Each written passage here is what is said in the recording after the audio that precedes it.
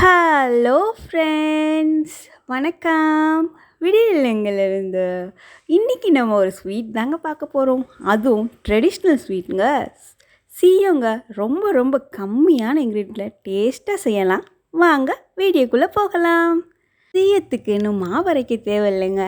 நம்ம இட்லி மாவுலேயே சிம்பிளாக எப்படி எண்ணெய் குடிக்காமல் பொரிச்சு எடுக்கலாம் சொல்லி டிப்ஸ் அண்ட் ட்ரிக்ஸோடு தான் இந்த வீடியோவை பார்த்துருக்கோம். 1 கப் கடலப்பருப்பு எடுத்திங்கன்னா அதுக்கு ஈக்குவலாக மண்டவெல்லம் எடுத்துக்கோங்க. மண்டவெல்லத்தை நல்லா நுணுக்கி அதே கப்பில் மெஷர்மெண்ட் பண்ணிக்கோங்க. 1 கப்பு மண்டவெல்லத்துக்கு 1/2 கப்லேருந்து 3/4 கப் தேங்காய் துருவல் கரெக்டாக இருக்குங்க.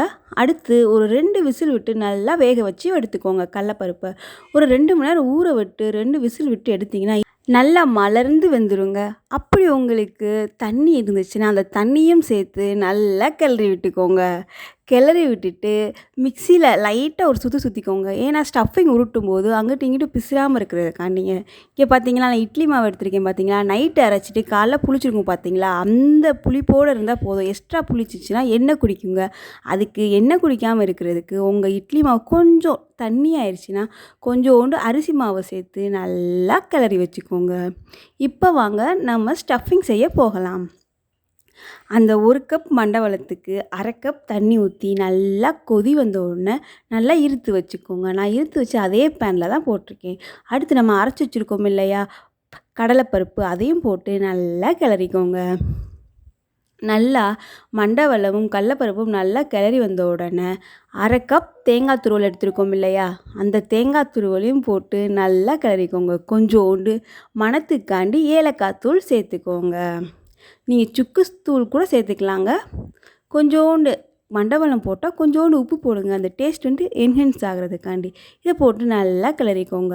இந்த ஸ்டஃபிங் எப்படி எந்த பக்குவத்தில் இருக்குன்னா, நம்ம சக்கரை பொங்கல் பண்ணுவோம் பார்த்தீங்களா, கொஞ்சம் கட்டியாக அந்த ஸ்டேஜில் இருந்துச்சுன்னா ஆற ஆற நல்லா இறுகி கொடுக்குங்க பருப்பு. இந்த பக்குவத்தில் ஆஃப் பண்ணிவிட்டு நல்லா உங்களுக்கு தேவையான சைஸில் நல்லா உருட்டி வச்சுக்கோங்க. இது மாதிரி கரெக்டாக உருண்டு வந்துடுங்க. இது மாதிரி எல்லா உருண்டையும் நல்லா உருட்டிட்டு இட்லி மாவு இருக்குது பார்த்தீங்களா, அந்த இதில் இதே மாதிரி லைட்டாக முக்கி நம்ம ஒரு 2 நிமிஷத்துலேருந்து நல்லா உருட்டிக்கோங்க. எல்லா சைடும் படுற மாதிரி நல்லா உருட்டி எல்லாத்தையும் வச்சுக்கோங்க. முதையே எல்லாத்தையுமே மாவுக்குள்ளே போட்டுடலாங்க. பேக்கிங் சோடா, பேக்கிங் பவுடர் எதுவுமே தேவையில்லைங்க. இதே மாதிரியான கன்சிஸ்டன்சி இந்த திக்கில் இருந்தால் தான் உங்களுக்கு எண்ணெய் குடிக்காமல் வரும். வாங்க இப்போ பொரிச்சிடலாம். தேவையான அளவு மட்டும் எண்ணெய் ஊற்றி நல்லா சூடு வந்த உடனே ஒரு உருண்டையாக பொறுமையாக போடுங்க. ஒரு 2 நிமிஷம் கேப் விட்டு போட்டிங்கன்னா ஒரு 4 உருண்டை போட்டு எடுத்துடலாம்.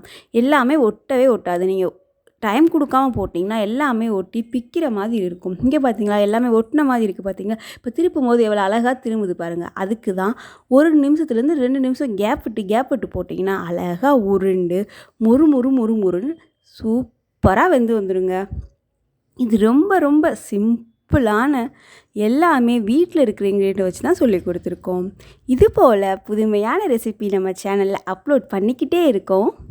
கண்டிப்பாக லைக் பண்ணுங்கள், ஷேர் பண்ணுங்கள், சப்ஸ்கிரைப் பண்ணுங்கள். அப்போ தான் நான் அடுத்தடுத்து போடுற வீடியோ உங்களுக்கு நோட்டிஃபிகேஷனில் நிற்கும். இது செஞ்சு பார்த்துட்டு கமெண்ட் பாக்ஸில் எப்படி வந்துச்சுன்னு கமெண்ட் பண்ணுங்கள். நன்றி. அடுத்த வீடியோவில் பார்க்கலாம். பாய்.